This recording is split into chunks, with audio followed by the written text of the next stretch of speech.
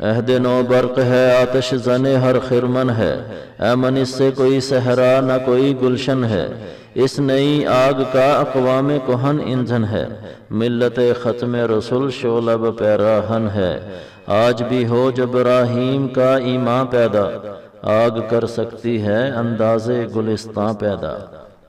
علامہ اقبال کی نظم جواب شکوہ کا یہ 25واں بند ہے۔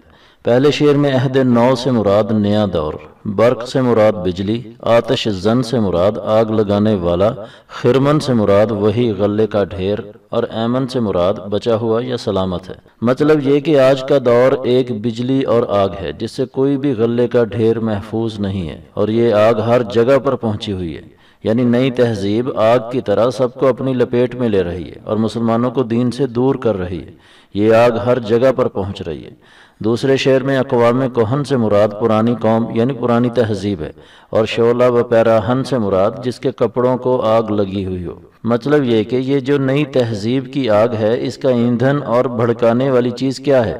وہ ہے پرانے مسلمانوں کی تہذیب، یعنی اس تہذیب کو آگ لگا کر اس کو بھڑکایا جا رہا ہے۔ نبی پاک صلی اللہ علیہ وسلم کی امت کے جسم اور کپڑوں کو یہ آگ لگی ہوئی ہے، اور یہ جل بھن کر ختم ہو جانے کے قریب ہو گئے۔ تیسرے شعر میں اس واقعے کی طرف اشارہ ہے جب نمرود نے حضرت ابراہیم علیہ السلام کو جلانے کے لیے آگ جلائی تھی، اور حضرت ابراہیم علیہ السلام کو اس آگ میں پھینک دیا تھا، لیکن اللہ کے فضل اور ابراہیم علیہ السلام کے ایمان کی بدولت وہ آگ ان پر ٹھنڈی ہو گئی تھی۔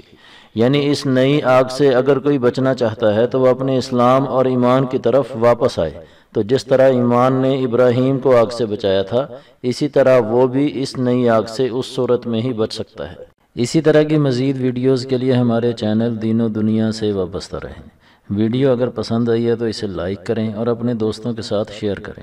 ہمارے چینل کو سبسکرائب کریں اور بیل کے نشان کو بھی کلک کریں تاکہ ہر آنے والی نئی ویڈیو کا نوٹیفیکیشن آپ کو مل جائے۔